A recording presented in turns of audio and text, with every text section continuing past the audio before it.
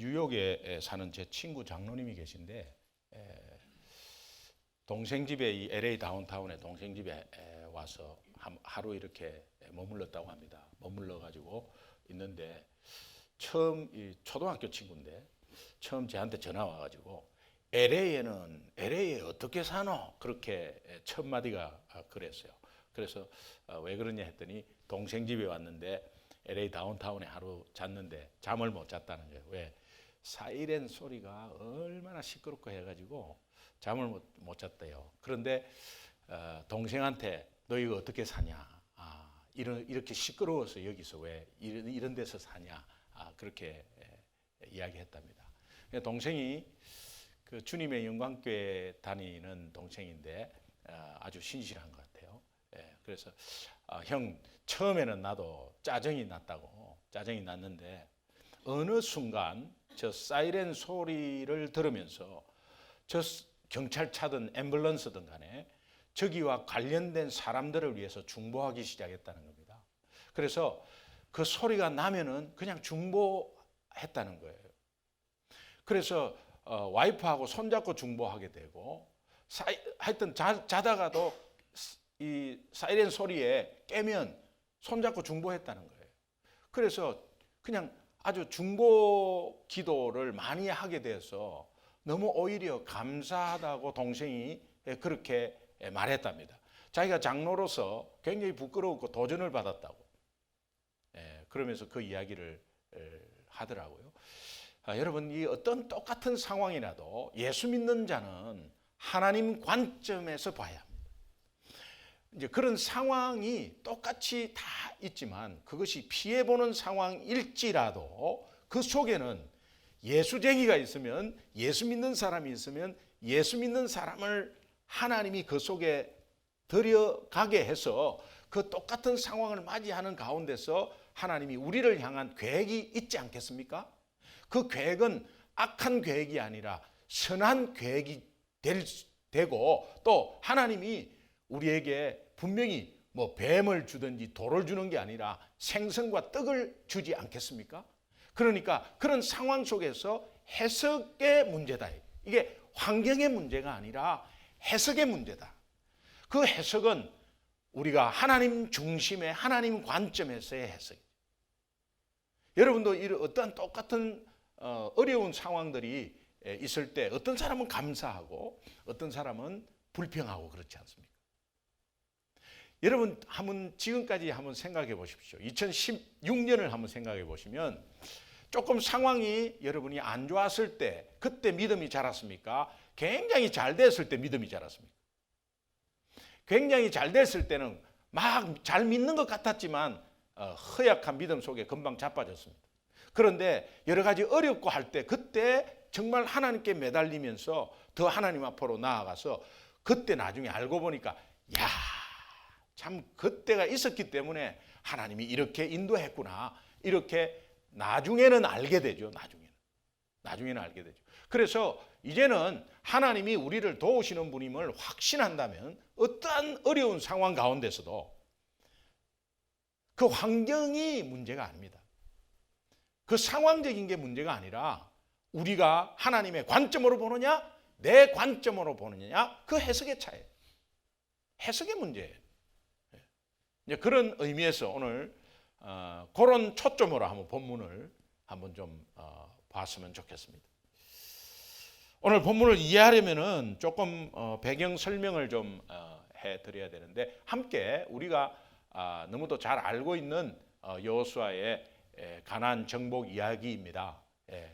함께 또 혹시 모르는 분 위해서 한번 리마인드 하도록 하겠습니다. 여호수아서 9장 내용 전체가 이제 그 배경 내용인데 이 가나안에 거주하는 민족들 중에 히위 족속이라고 있습니다. 히위 족속, 이 히위 족속이 바로 기브온 민족인데 이 기브온 민족이 길갈에 여호수아가 진치고 있을 때 사신을 보냅니다. 사신을 보내서 화친을 하자고 하는데 자기네들은 가나안 변방, 가나안 국경 지역의 먼 나라에서 왔다.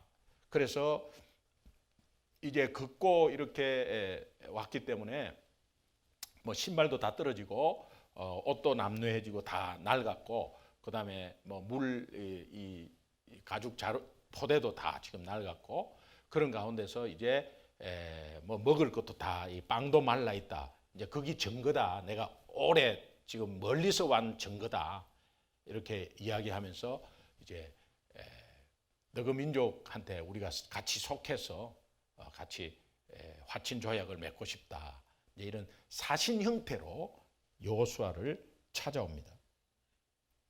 근데 이거는 속임수였는데 그 속임수가 이 여호수아 군대를 치려고 여호수아 군대를 어떻게 잡아먹으려고 하는 속임수가 아니라 자기들이 살려고 속였습니다. 이제 왜 이렇게 속였냐 하면 여호수아서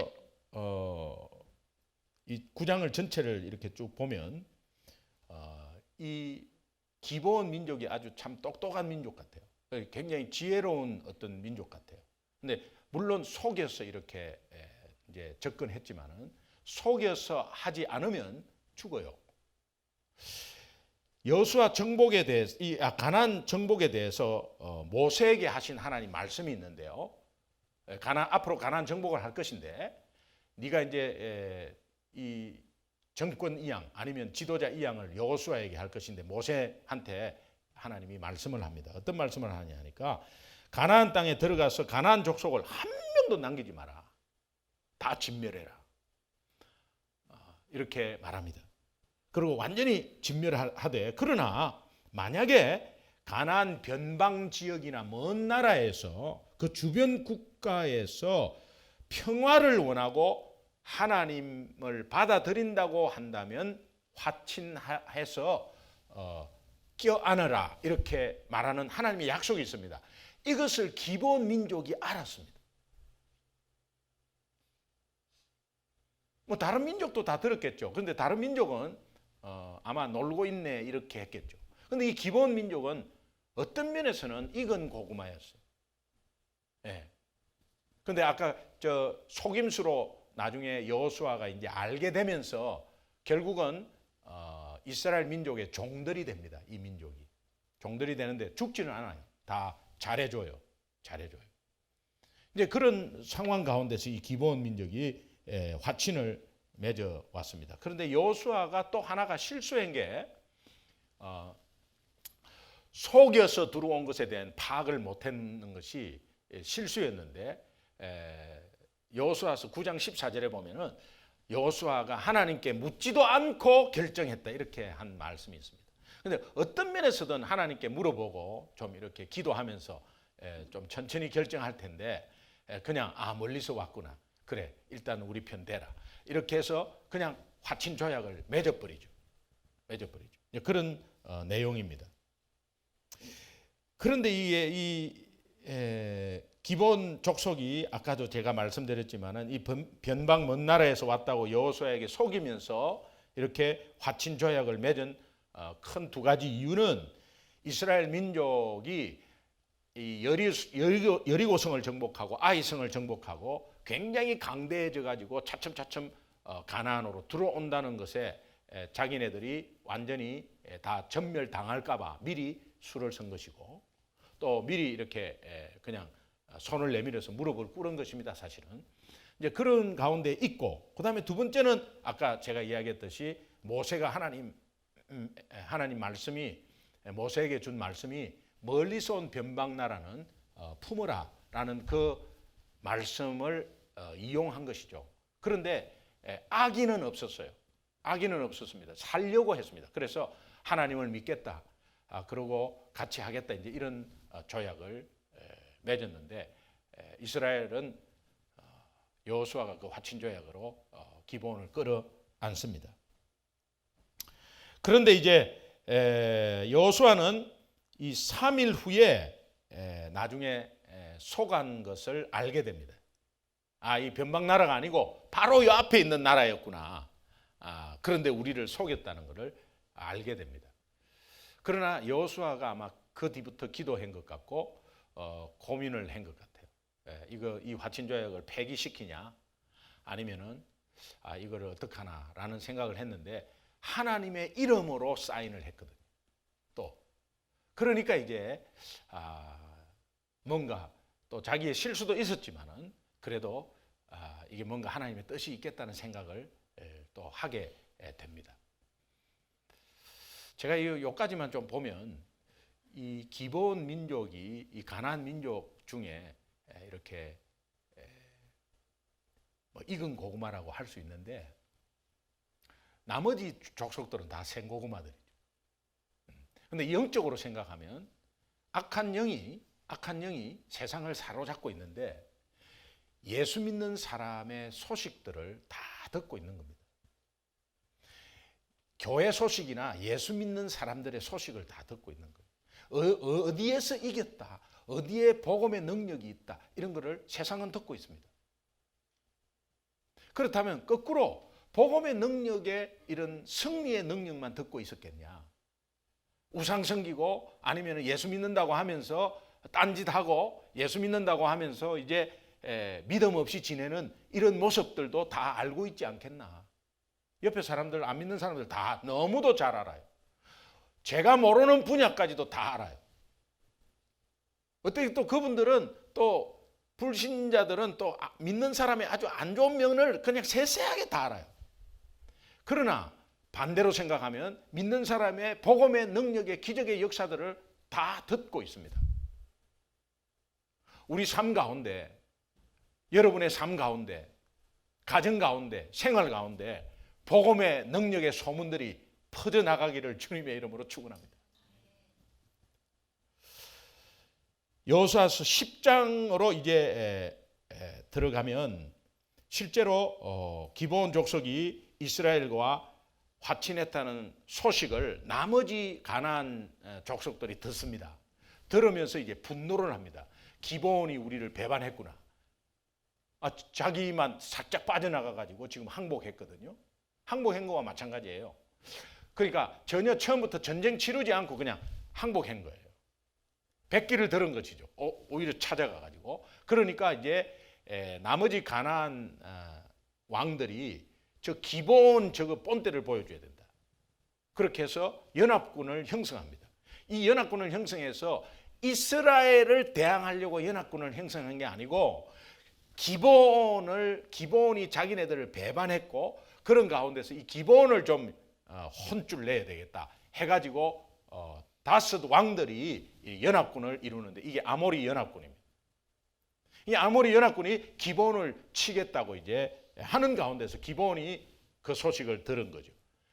그래서 깜짝 놀래가지고 이 기본이 여호수아를 다시 찾아옵니다. 찾아와갖고 저 아모리 연합군 다섯 왕인들이 모여가지고 내가 배반한 것을 알고 화친 조약을 맺은 걸 알고 이제 나를 치려 한다. 우리 민족을 치려 한다. 그러니까 화친 조약에는 도와주기로 했지 않냐. 그러면서 좀 도와달라. 그렇게 말하게 되죠. 이스라엘 민족, 이스라엘 백성으로서는 그 전쟁이 별로 관계가 없는 전쟁이 있어. 겉으로 보면. 아니 기본하고 아모리 다섯 족속하고 같이 싸우는데 괜히 지금 개입이 된 거예요. 개입이 돼가지고 기본을 도와줘가지고 아모리 족속을 같이 치야 되는 거예요. 이 화친조약 괜히 맺어가지고. 그러니까 화친조약을 안 맺었으면요 자기 계획대로 차근차근 지금 진격해 들어가면 되는데 이 기본과 화친조약을 맺는 바람에 쓸데없는 전쟁이 하나가 지금 생긴 거예요. 예. 그래서 1대5로 싸워야 되고 사실은 피하고 싶은 전쟁이었죠. 그렇지 않겠습니까? 사실은 계획에도 없는 전쟁이 하나가 지금 생긴 거예요. 그래서 이거를 어떻게 할까 고민을 굉장히 많이 합니다. 그런데 그때 하나님이 올라가라 그럽니다. 도와주라고 이야기합니다. 하나님이. 그러면서 오늘 본문 말씀을 주시는 거예요. 그들을 네 손에 붙이겠다. 가라고. 기브온을 도와주라고 합니다. 그런데 이스라엘 백성들은 여전히 왜 우리가 그 싸움을 해야 되냐? 왜 우리가 그 싸움을 해? 여러분 한번 보십시오. 그냥 상식적으로 한번 지금 딱 생각해 보시면 어차피 가나안을 다 치야 돼요. 그러면 하나씩 하나씩 치면 세워라 내워라예요. 하나님의 방법이 어떤 방법이냐? 기본을 화친조약 해가지고 기본하고 저거 5나라하고 딱 반대되게 해갖고 기본과 합해서 이 여호수아 군대가 한꺼번에 5개를 물리치면서 가나안 정복이 굉장히 빨라져 버립니다. 이 하나님의 방법이에요. 그런데 그 당시는 이 이스라엘 백성이 몰라요. 왜 우리가 그걸 도와줘야 되냐? 왜 우리가 지금 진격하기도 바쁘고 다음 성으로 지금 진격하기도 바쁜데 왜 거기에 우리가 시간을 빼앗겨야 되냐? 정말 하기 싫은 전쟁이었어요. 여러분, 어쩌다가 잘못 걸려서 내가 일을 해야 되지?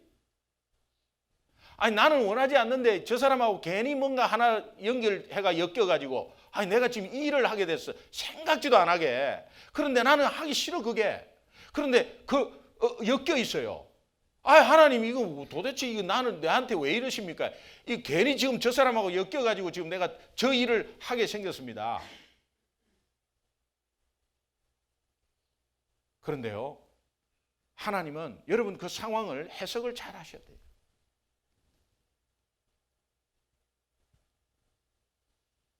기본의 화친 조약에 따라 여호수아 군대가 도움을 주겠다고 이제 결정은 합니다.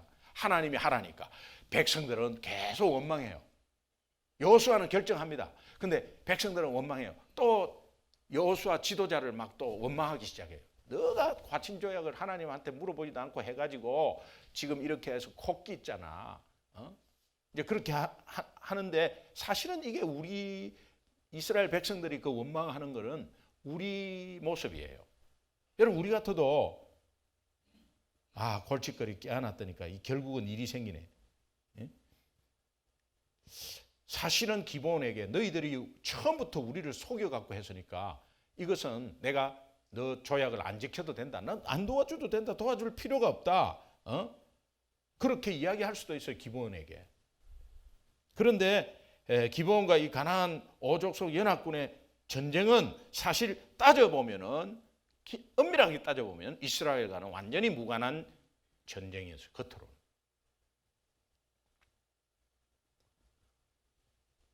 요하서서 10장 7절에서 한 9절 한번 보겠습니다.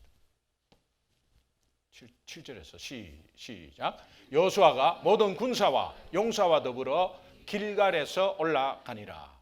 그때 여호와께서 여호수아에게 이르시되 그들을 두려워하지 말라. 내가 그들을 내 손에 넘겨주었으니 그들 중에서 한 사람도 너를 당할 자 없으리라 하신지라. 여호수아가 길갈에서 밤새도록 올라가 갑자기 그들에게 이르게 되었습니다. 그러니까 실제로 이제 전쟁에 동참하게 된 것입니다. 이게 떠밀려서 어떻게 해서 그런 상황이 돼버렸어요 지금. 그러나 하나님의 인도였습니다.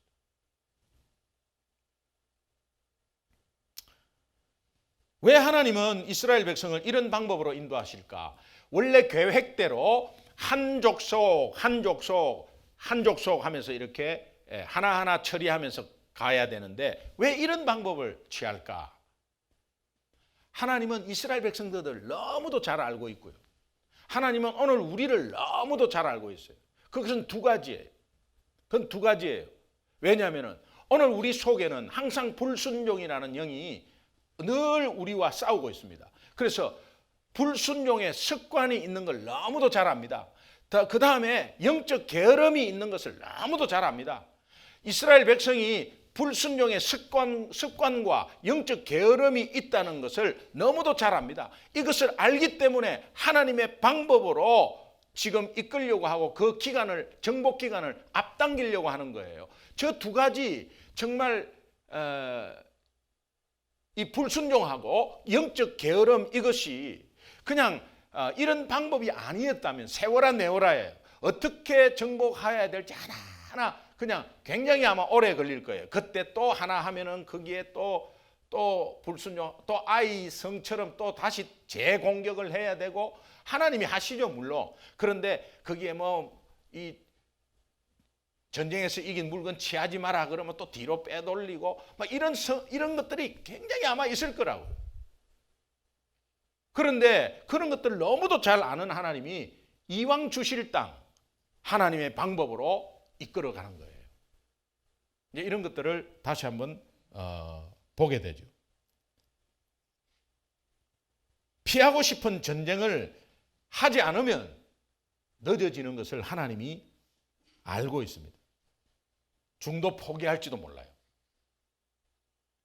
또 이 요단강 건너기 전에 이런 사건이 있었습니다. 이 두 지파와 반은 이 므낫세 반은 나 요단강 안 건너고 나 안 가겠다고 그렇게 해가지고 또 이 막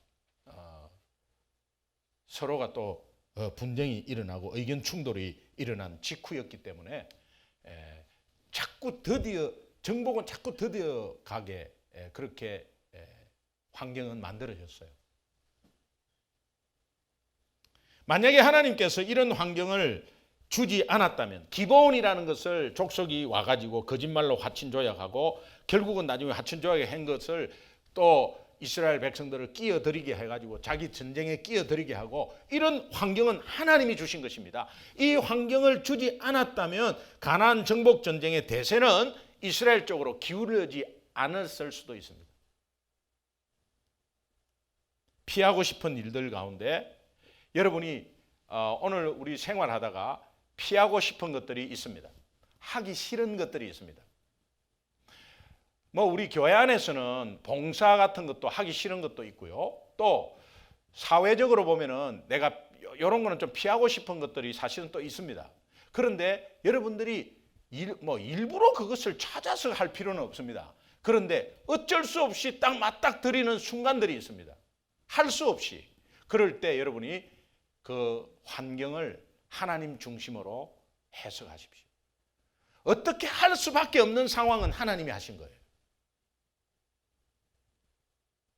여러분이 실제로 기브온이 와가지고 화친조약 안 했으면요 전혀 문제가 없었어요. 전혀 뭐 이런 문제도 없었어요. 근데 화친조약을 해가지고 어쩔 수 없이 끄집어 들어가는 그런 상황이 있다는 거예요. 하고 싶지 않은데 해야 될 입장이 되는 경우도 있고 피하고 싶은데 어차피 피하지 못할 상황이 오는 것들은 여러분이 불평불만하고 막 주위 환경 탓하고 상황 탓하고 사람 탓하고 그렇게 하지 말고 하나님 중심으로 하면 관점에서 해석하시면 거기에 하나님의 깊은 뜻이 있고 그것을 깨닫기 시작하면 덤으로 주시는 엄청난 축복이 오기 시작합니다. 이것이 이제 감추어진 비밀입니다. 여러분 십자가 사건 한 번만 딱 봐요. 그냥 예를 들어 대표적인 사건 십자가 사건이죠. 십자가 사건은 예수님이 되도록이면 피하고 싶은 사건이었어요. 그런데 어쩔 수 없이 해야 하잖아요. 제자들은 십자가 사건을 절대적으로 막은 사람들입니다. 제자들은 십자가 사건을 하나님이 십자가에 죽는 것을 공포하자마자 그런 일 없습니다. 절대로 십자가에 올라가면 안 됩니다. 그건 무슨 소리입니까? 절대로 안 됩니다. 그것은 하면 안 됩니다. 라고 반대한 사람들이에요. 십자가 속 안에 하나님의 어마어마한 비밀의 구원 계획이 있는데 십자가 안에 하나님의 어마어마한 승리가 있는데 그거를 겉으로 보면 몰라요. 그러니까 피하고 싶은데 이 피하고 싶은 일들 가운데서 하나님이 왜 우리에게 그것을 주느냐? 우리의 불순종과 게으름 때문에 주는 겁니다. 우리의 불순종과 게으름 때문에 주는 거예요. 그러니까 우리의 불순종과 게으름은 항상 있는 걸 아시고 그걸 주는 거예요. 어쩔 수 없이 하게끔 합니다. 그런데 낑낑낑 대서 하지 말고 그래 여기 하나님 계획이 있다 이러면 빨라져 버립니다. 빨라져 버립니다. 제가 옛날에 집사 때 이런 표현을 썼습니다. 그래 와라 붙자 와라 내가 뭐 힘이 좋다 이런 게 아니고 하나님이 이 싸움은 하나님 것이니까 까짓 거 그 내 상황이야. 그래 와라 내 거야 내 거 와 그래 와봐 그래 들어가 버려 그냥 그렇게 해서 한 번도 전 적이 없습니다.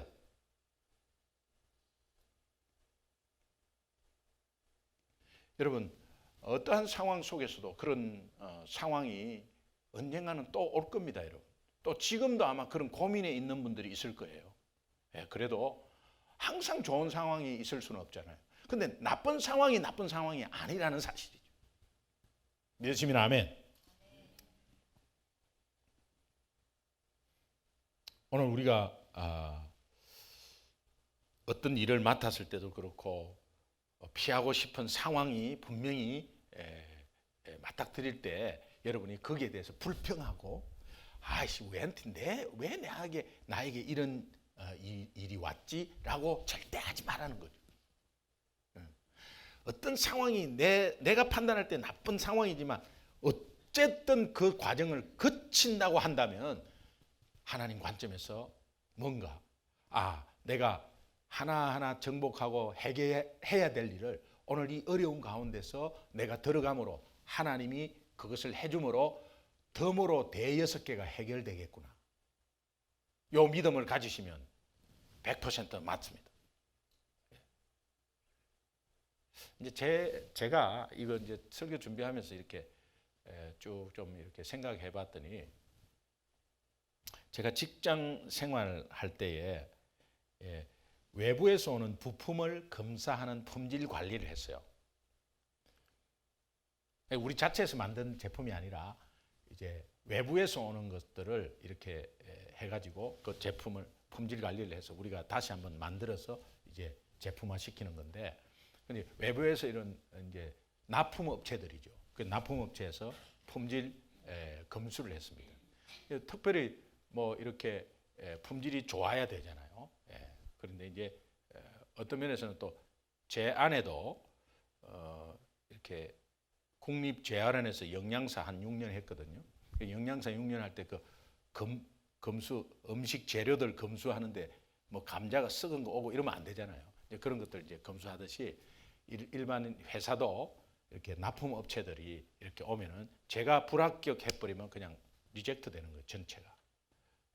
그래서 샘플링도 굉장히 많이 하고 이렇게 이제 쭉 해요. 그런데 이제 우리 부서의 부장님이 중력 회의를 갔다 오더니 생산 라인의 기계를 체크하는데 우리가 하기로 했다는 거예요. 우리 부서가. 전혀 관계 없는 거예요. 그거는 생산부에서 해야죠. 생산 1부, 2부, 3부가 있는데. 그런데 이제 이 부장님의 특징이 뭐냐 하니까 약간 딸랑이에요. 그러니까 이게 우리가 괴로운 거예요. 그러니까 이거 누가 하겠냐? 한번 새로 이렇게 다 해야 되는데 이렇게 하니까 그거 우리가 품질 관리하는 우리가 한번 하겠습니다. 이렇게 자칭한 거예요. 그래서 일을 하나 가져온 거야. 그때 우리는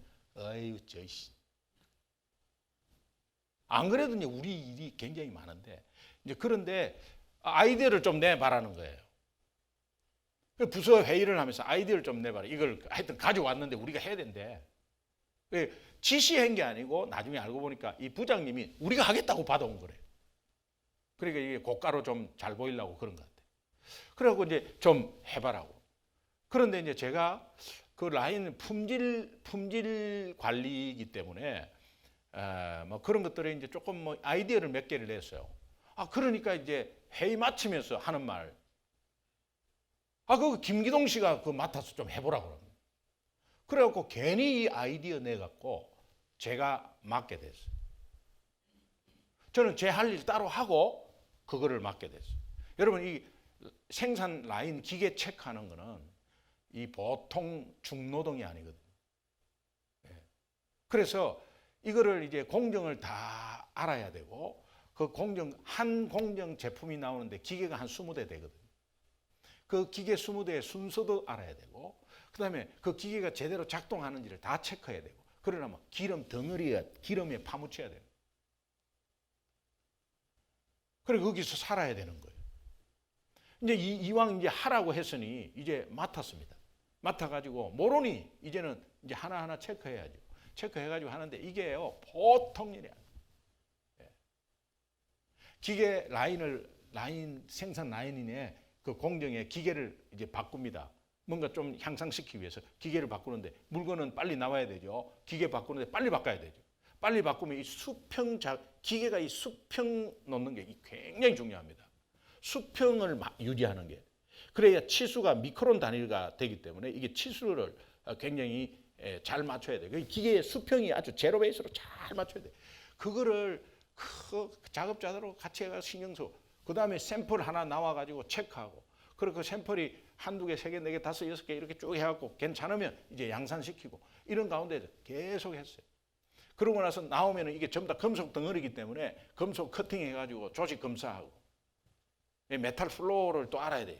그래서 이게 안에 또 뭐 깨진 게 크랙이 없나 또 검사 이런 거를 전반적으로 한 1년 동안은 얼마나 고생했는지 모릅니다.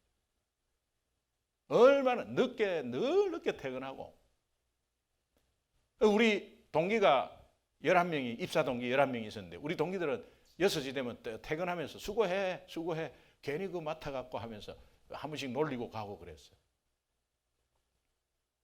그런데 이제 공장이 확장 이전되면서 평택으로 우리 안양이 있었는데 평택으로 옮기면서 이 기계 라인이 굉장히 많이 이제 더 확장되면서 이 기계를 한 100대 정도를 이제 일본에서 이제 구입하기로 이제 회사에서 결정을 했습니다. 이제 그 팀에 제가 1순위로 뽑힌 거죠. 그리고 그 기계 성능이나 또 기계 체크해가지고 밸런스 맞춰서 제품 나와서 도면대로 그 도면대로 체크하고 3차원으로 이렇게 탁탁 찍어서 하는 거거든요. 이 사람이 체크하는 게 아니에요. 3차원 기계가 있으면은 그 점이 이렇게 가고 쓱 가고 턱 찍고 쓱 가고 턱 찍고 이런 거거든요. 그 프로그램을 할 줄 아는 사람은 저밖에 없었어요. 그러고 나서 그거 체크해가지고 조직 검사해서 조직 분석하는 거는 저밖에 할 수 없었어요. 그 팀에서. 그렇게 유일무이하게 저는 1년 동안에 아무것도 몰란 상태에서 그걸로 해가지고 1년 동안에 제가 그걸 배운 거죠. 그렇게 해서 일본으로 출장을 가가지고 기계를 구입하기 시작하는데 거기에 얼만큼 기술적인 노하우를 익혔는지 몰라요. 결국은 완전히 일본 마도구찌는 일본 창구거든, 창구. 회사에서 일본 상황을 전부 다 저한테 다 와요. 그리고 도면 변경하고 조금 도면 변경한 거는 전부 다 일본, 거기가 거의 그 상태에서는 옛날에 뭐 도요타 자동차였는데 그냥 다 저한테 먼저 와요. 그리고 제가 뭐 물으면 그렇게 해갖고 그것 때문에 사업을 하게 됐습니다. 나중에 알고 보니까 그거 사업 시작하면서 예수 믿게 됐어요. 그러니까 하나님이 뭐 어떤 상황 가운데서 그때 제가 믿지 않았을 때지만은 그 상황 가운데서 제가 뭐 상황을 해석하고 그런 건 아니에요. 그런데 그것을 받아들이고 그 주어진 것에서 했더니 나중에 그것 때문에 엄청나게. 이걸 또 하다 보니까 우리 교회를 생각하지 않을 수 없어요. 오늘 아침도 이렇게 보니까 우리 교회 간판이 없잖아. 그래서 아침에 저 간판 붙이는 거잖아. 우리 요셉 목사님하고 우리 정철은 전도사님하고 둘이서 낑낑대 갖고 이게 사실은 우리 성도들이 해야 되는데 할 사람이 없으니까 지금 우리 사역자들이 낑낑대 갖고 하거든요. 그럴 때 전도사님이나 목사님들이 어떻게 생각했어요? 내 이 짓 하려고 지금 뭐 이거 간판 달라고 내가 지금 여기에 사역자로 왔나 하는 생각이 아마 들 겁니다. 그러나 어떠한 상황이든 어떠한 내한테 주어진 것이든 하나님은 우리를 이롭게 하십니다. 이때는 아멘이 나와야 되는데 안 나와요.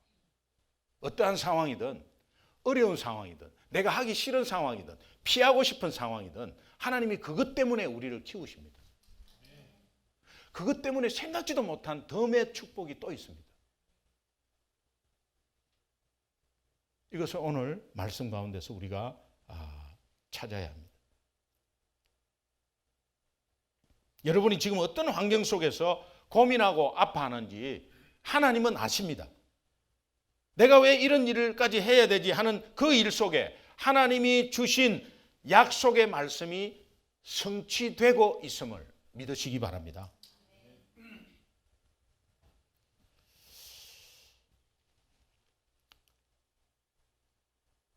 제 사역을 또 한번 이렇게 돌아보면 하나님이 지금까지 저를 이제 이렇게 인도하셨는데 여러 가지 상황 가운데서도 또 뭐 교회를 하는 상황 가운데서도 업앤다운이 있고 또 여러 가지 뭐 시행착오도 있고 그런 가운데 하나님은 우리 교회를 분명히 그런 상황을 통해서 또 더 주실 것에 대해서 이미 우리의 연약함을 이미 다 아시고 더 주실 것을 위해서 미리미리 경험케 하셔서 은혜 가운데 우리를 채워나가시고 우리 교회를 우리 성도를 향해서 하나님의 계획이 어떠한 곳에서도 계속 이루어지고 있음을 믿습니다.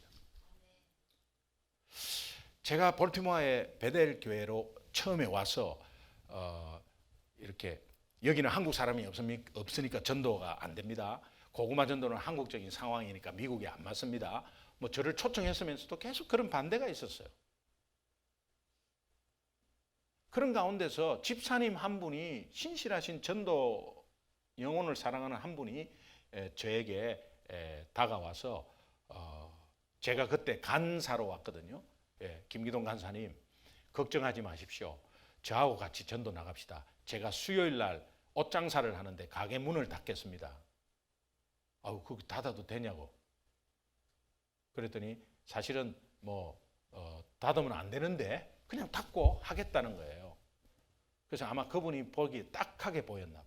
그래서 가게 문을 아예 수요일날 닫아버리고 저하고 이렇게 전도하는데 저는 뭐 지리를 모르잖아요. 그 주변에. 그러니까 다운타운으로 가자는 겁니다. 그래서 이제 다운타운으로 갔어요. 다운타운으로 갔는데 보니까 험악하고 험악한 흑인 슬럼가에 간 거예요. 그분이 거기에 또 인도한 하기 싫었습니다. 얼마나 험악한지요. 예. 그런데 나중에 소문 듣고 알고 보니까 미국에서 흑인 지역에서 최고 험악하더니 거기에 8년 있어 보니까 내가 거기에 어떻게 갔지 싶은 생각이 들어요. 알면은 못 갑니다. 연말에 꼭 두세 명씩 우리 한국 사람이 죽습니다. 너무 안타까운 이야기인데요. 예, 우리는 여기 LA에서 우리는 그냥 그대로 있잖아요. 그런데 꼭 연말에 두세 명씩 총에 맞아 죽습니다. 우리 한국 사람이. 꼭 매년. 얼마나 안타까운지 모르겠어요. 예, 그런 지역이에요. 잔스 홉킨스의 그 유명한 대학이 있음에도 불구하고 예, 그런 지역이에요. 그런데 그 흑인 지역에 갔습니다. 제가 거기에 우리 베델교회에 있으면서 참 듣도 보도 못한 사건 많이 보았고요. 예, 우리 성도님들이 연말에 한 명씩 죽어나가는 모습에 너무 안타깝고 예, 정말 이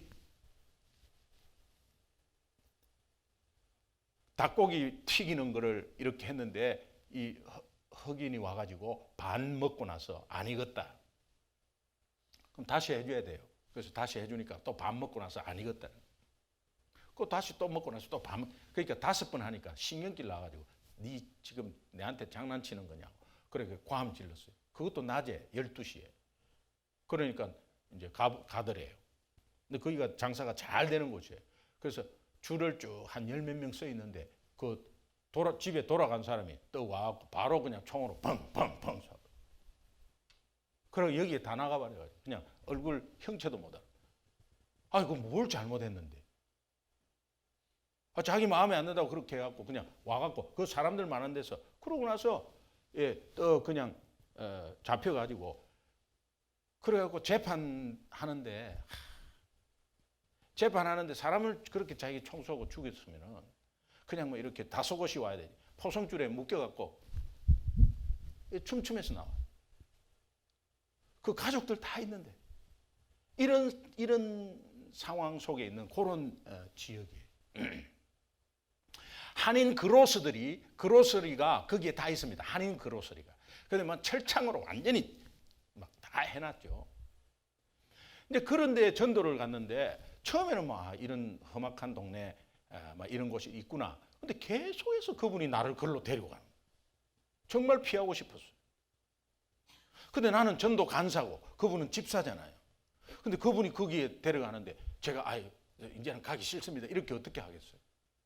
그런데 가가지고 부딪혔는데 거기에 에릭이라는 14살짜리 코트디부아르에서 온 그 북서부 아프리카 나라죠. 코트디부아르라는 나라에서 이민 온 아이, 그 아버지가 이민 왔는데 그 아이가 14살짜리가 거기에서 마약 봉지를 팔고 있어요. 마약 한 봉지 요만한데 20불 받아요. 그래서 이제 경찰들이 저기에서 빠짝빠짝 오면은 얘네들은 다 가게로 들어가서 자기가 가지고 있는 마약 봉지를 가게 그 선반에 다 이렇게 과자 해놓은데 그 속에 다 집어넣습니다. 집어넣어가지고 이제 가만히 있으면 이리 와라. 호주머니 뒤지면 없다고. 그리고 경찰 가면 그거 다 빼갖고 다시 또 하고. 이런 아이였어요. 14살짜리. 그리고 그 14살짜리에게 한 달 동안을 계속 이야기 걸고 만나고 하면서 결국 한 달 만에 얘가 예수 영접하고 다시 교회를 나가기로 결정을 했어요. 그래서 이제 그 지역 교회를 인도를 하고 그런 열매가 있었습니다. 그런데 제가 놀라운 것은 그 흑인 지역의 흑인들이 이슬람이 30%가 있다는 걸 알게 됐어요. 이슬람이 30%가 있다는 걸 알게 됐어요. 어떻게 이 이슬람이 이렇게 많나 말이에요. 근데 또 뭐 이렇게 아예 이민 올 때부터 그렇게 믿은 사람도 있고요. 뭐 굉장히 많이 퍼져 있었어요. 그래서 미국도 이게 이슬람이 굉장히 많구나라는 걸 알게 되고 하면서 거기에서 선교사 재충전 수련회가 탄생되었습니다.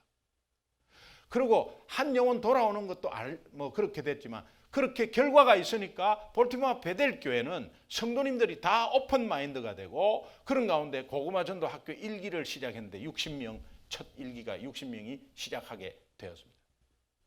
저는 28기까지 하고 왔는데 거기에 하나님이 그 싫어하는 상황 가운데서 어떤 계획이 이루어지고 있더라고요. 여러분 오늘도 우리 마음 가운데서 특별히 피하고 싶은 상황이나 이런 것들을 여러분이 꼭 해야 된다면 그 속에 하나님의 귀한 계획이 있을 줄로 믿습니다. 여호수아서 10장 10절 11절 한번 보겠습니다. 같이 읽습니다. 시작.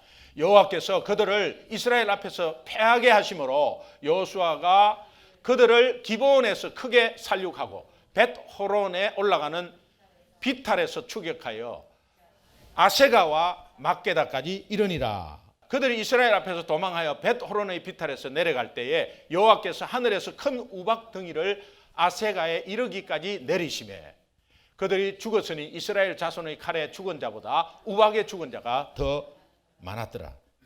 이 5 연합군과 지금 싸우게 됐는데요. 싸우게 됐는데 이게 이스라엘 힘으로서는 연합군을 이길 수가 없어요. 수적으로도 안 돼요. 그리고 꼴짝이니까 지리도 잘 몰라요. 그런데 그들은 지리에 능한 사람들이에요.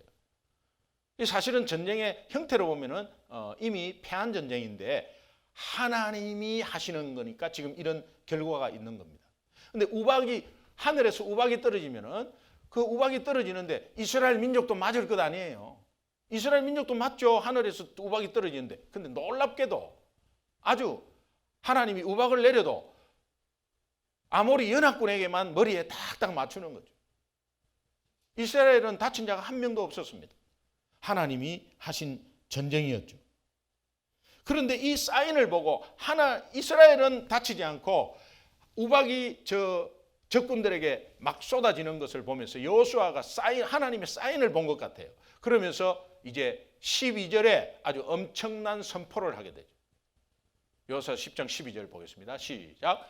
여호와께서 아모리 사람을 이스라엘 자손에게 넘겨주시던 날에 여호수아가 여호와께 아뢰어 이스라엘의 목전에서 이르되 태양아 너는 기본 위에 머무르라 달아 너도 아얄론 골짜기에서 거리할지어다 하며 태양과 달이 멈추는 사건이 일어났습니다.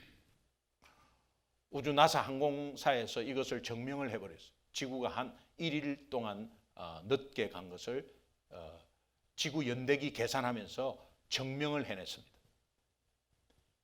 이게 전무후무하다 그랬죠. 전에도 없었고 후에도 없다. 지구가 자전하는 지구가 하루 멈춘 거예요. 이 기도가 엄청난 기도인데 왜 여호수아가 이런 선포를 했을까?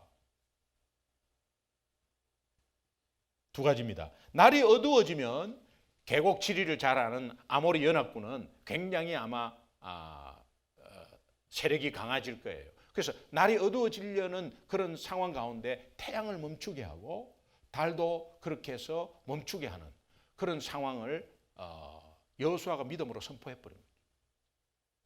두 번째는 11절에 보니까 베트론의 비탈길이라고 하는 이 베트론 말입니다.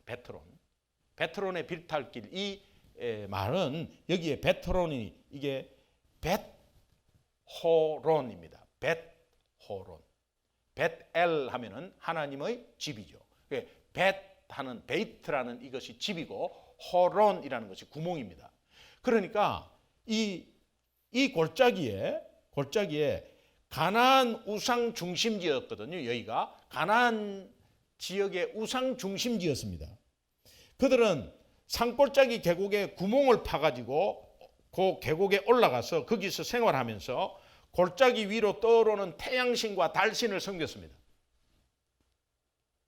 여호수아는 이 가나안 우상 중심지에 아얄론 골짜기, 베트론 골짜기에 전능하신 하나님의 능력을 선포했습니다.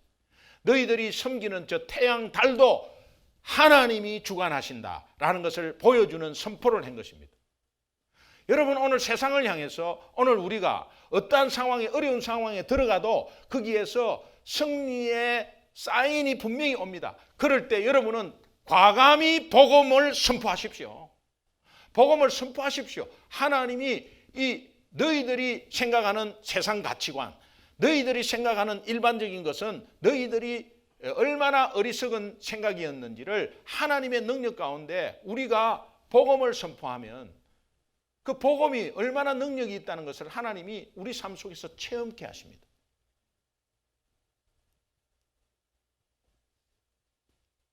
가나안 정복 역사는 앞당겨져서 결국 오늘 본문 말씀 13절 14절 보겠습니다. 같이 읽습니다.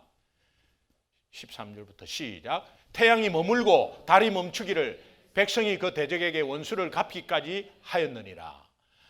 야살의 책에 태양이 중천에 머물러서 거의 종일토록 속히 내려가지 아니하였다고 기록되지 아니하였느냐. 여호와께서 사람의 목소리를 들으신 이 같은 날은 전에도 없었고 후에도 없었나니 이는 여호와께서 이스라엘을 위하여 싸우셨습니다. 결론입니다. 하기 싫고 피하고 싶은 환경 가운데 고민하고 갈등하는 어떤 시간들이 있습니까? 태양이 기본 위에 머무르라.